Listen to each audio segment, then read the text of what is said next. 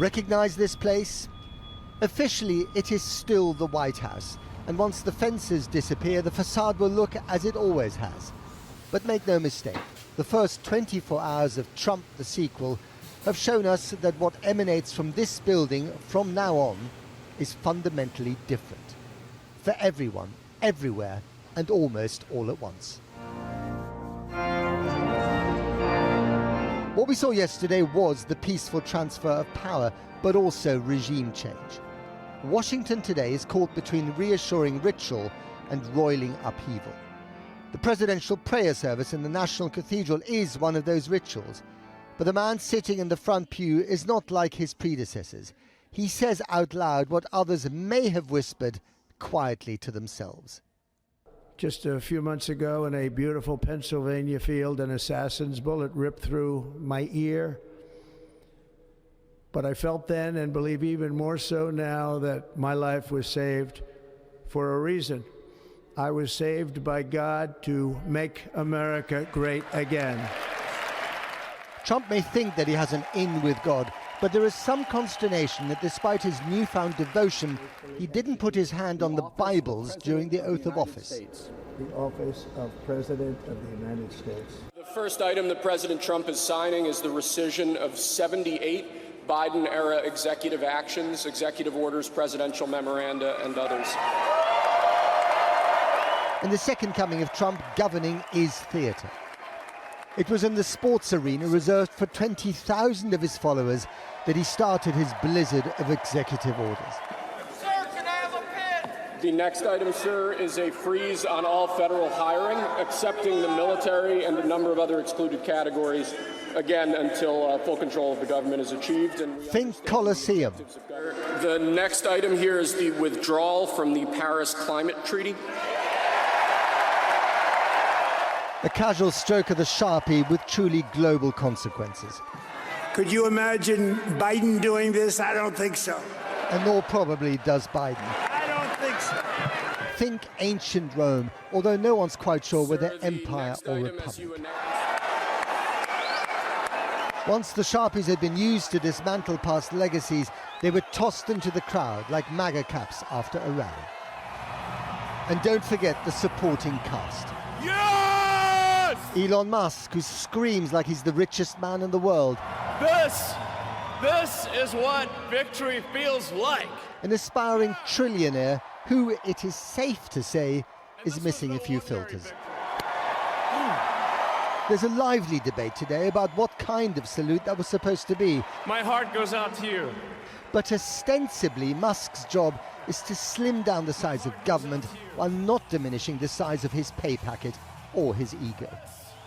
Next stop, the Oval Office, equipped with Trump family memorabilia as if he'd never left, and a lot more Sharpie action. What's this one? That's unleashing American energy, sir, protecting women from radical gender ideologies. Ooh. This next order relates to the definition of birthright citizenship under the 14th Amendment of the United States. Good. That's a good one. So casual and yet so consequential for millions of children of foreign migrants who are American citizens because they were born on American soil. Tears in Mexico because the American government also immediately shut down one of the legal entry programs for migrants whose interviews have now been cancelled.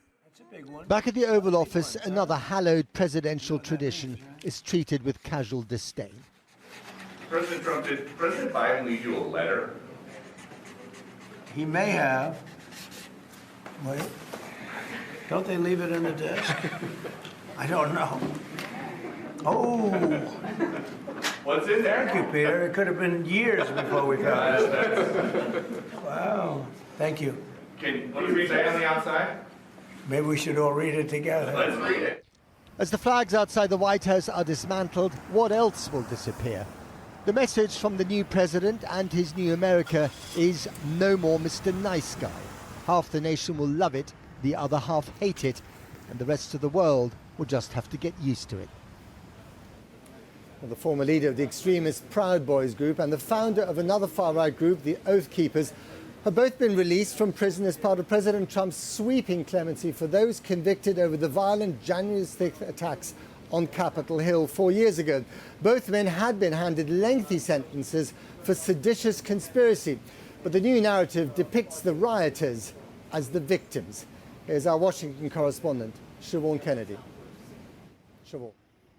Well, Matt, Democrats on the Hill here have been left reeling by Trump's sweeping pardons. Meanwhile, Republicans from the party of law and order, remember, have had to come up with a form of words that they haven't quite seen yet the details of the pardon in order to answer some rather awkward questions from reporters. But the details, of course, are plain and simple, and that is that everyone, including even those who admitted to using baseball bats and metal poles to hit Capitol offices here on January the 6th in 2021 have now all been freed, and Trump is calling them not prisoners but hostages. And yes, it's all part of his narrative to try and rewrite the story of what happened that day and recast himself and his supporters not as the perpetrators of that violence, but instead as the victims of a years-long Democratic witch hunt. Well, we were outside the prison here in DC when news of those pardons broke last night. Free J6! Free J6! Free J6! Freedom! Family members and friends of some imprisoned January the 6th rioters braved the freezing temperatures to gather outside a DC jail last night, anxiously waiting for Donald Trump to make good on his promise and pardon their loved ones. For freedom! First, we have a list of pardons and commutations relating to events that occurred on January 6, 2021. Okay, and how many people is this? I think this order will apply to approximately 1,500 people, sir. And with the stroke of a Sharpie pen, Trump wiped clean the convictions of nearly all those charged with ransacking the Capitol that day. So this is a big one. One of the worst attacks on American democracy since the Civil War, when a pro-Trump mob stormed the building to try and upend the results of the 2020 election. 5 people died within days of the attack and more than 170 police officers were injured. Yet Trump, who was indicted in relation to January the 6th, has always sought to reframe the riot, instead calling it a day of love. Full pardon. We hope they come out tonight, frankly. Hey, brother, I got some news for you. Outside the jail, they relayed the news to prisoners inside. It has been reported that Donald Trump has signed 1,500 J6 pardons. Among the crowd, we stood next to Eric Ball as he spoke to his son Daniel. Hey, buddy. Love you. I love you, Dad. See you in a minute. So glad to have you out. Daniel was convicted on 12 counts, including assault and setting off an explosive device during a battle with police on January the 6th. The long nightmare is about over. How do you feel towards President Trump this evening? Love him. Yeah, I've been a supporter. I was there on January 6th. Stolen election, that's what it was all about. And you still believe that? Oh, yes, absolutely. The Reffitt sisters told me about their father, Guy Reffitt, who was sentenced to more than 7 years for his role, including carrying a firearm on January the 6th. I miss him so much. And, I can talk to him all the time on the phone and see him through glass, but I'm going to finally be able to hug him, and I haven't hugged him in almost 5 years.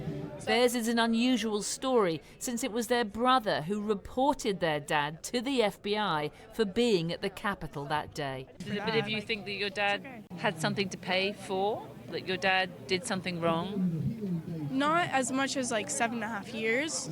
He meant well. He said certain things that were not okay. I did not like hearing him say that, certain things. And he should be accountable for. Democrats on the Hill were visibly shocked by Trump's move. I was stunned at the scope of those pardons.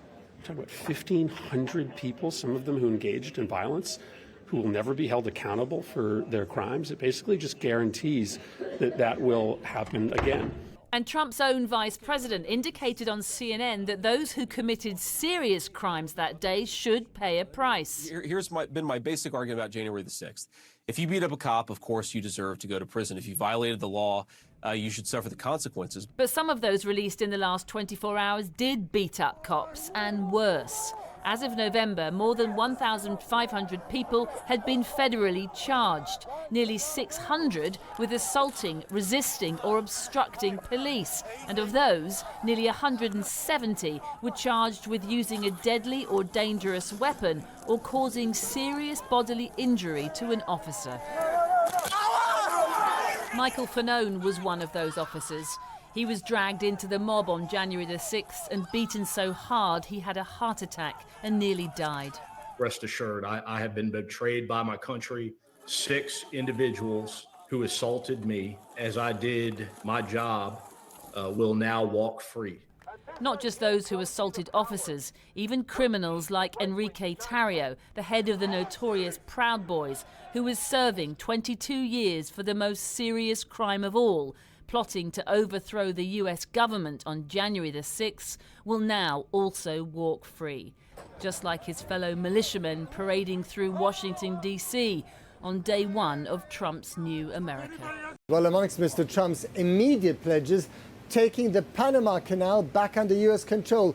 That's after alleging that China is operating the canal and accusing Panama of charging the US far too much to use it. The canal, built by the United States in the early 1900s, provides a vital trade route for shipping between the Pacific and Atlantic Oceans.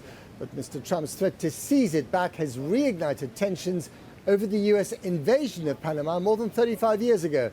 Our international editor, Lindsay Hilsum, now reports.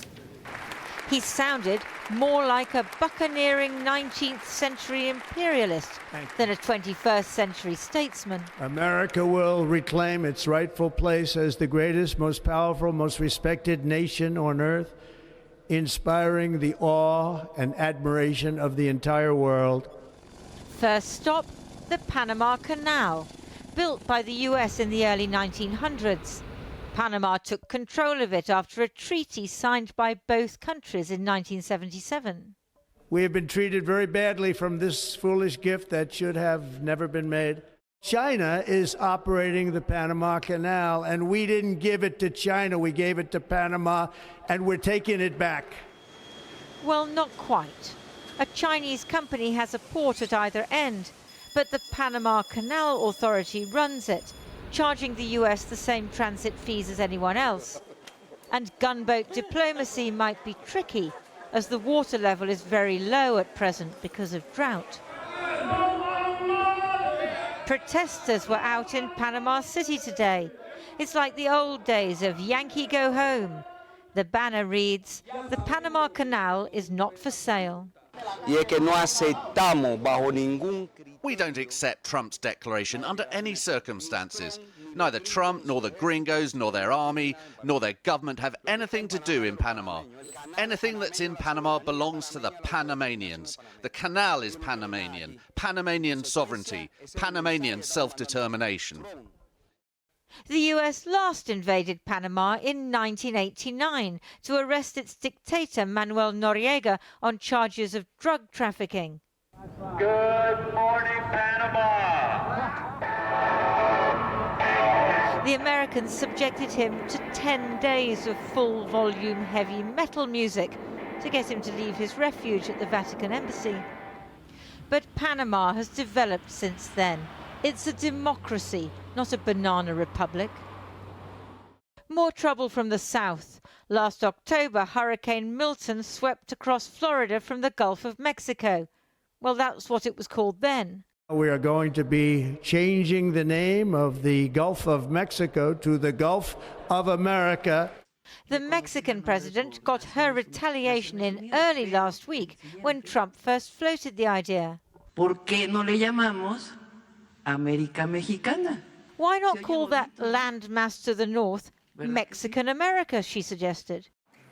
So much room for geographical confusion. In Washington today, the new president seemed to think that Spain is part of the BRICS, the global South coalition headed by China and Russia. They're a BRICS nation, Spain. You know what a BRICS nation is? Well, you'll figure it out.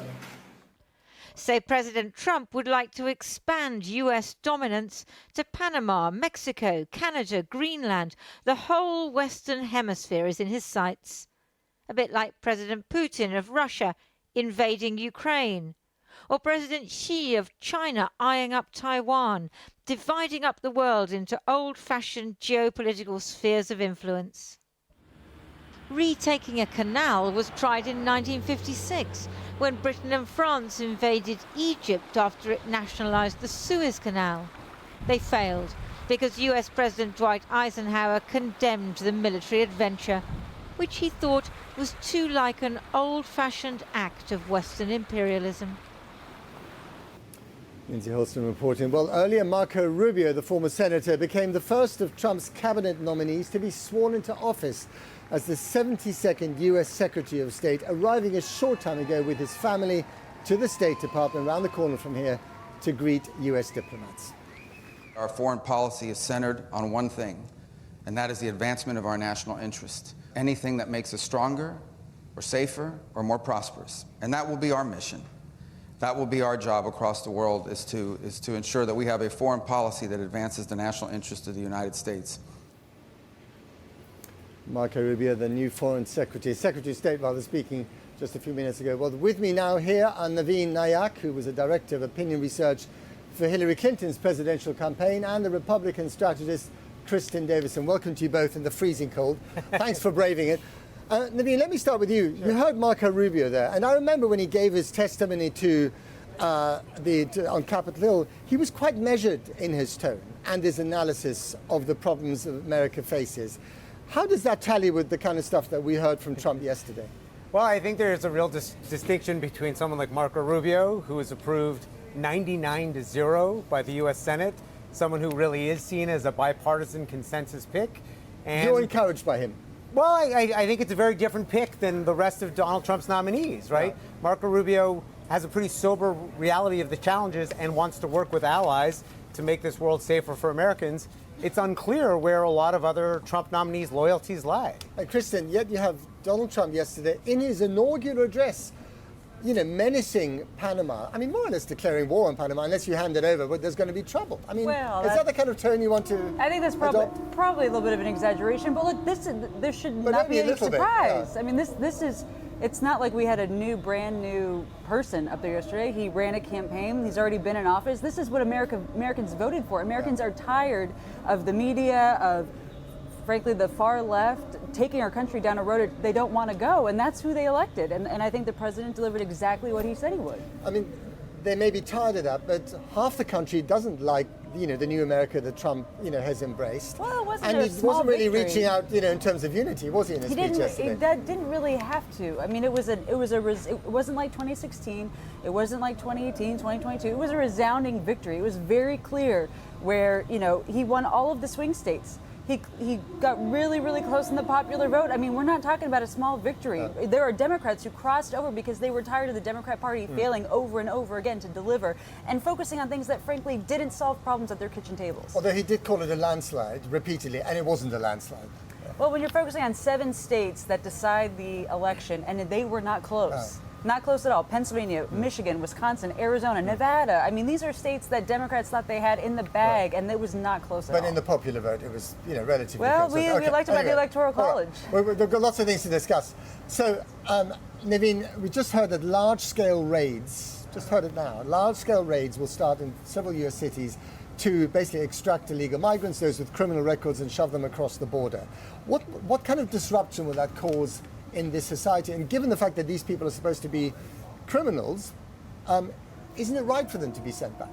Well, I think that's actually a place where you'll probably see a lot more agreement, and depending on how Donald Trump approaches this.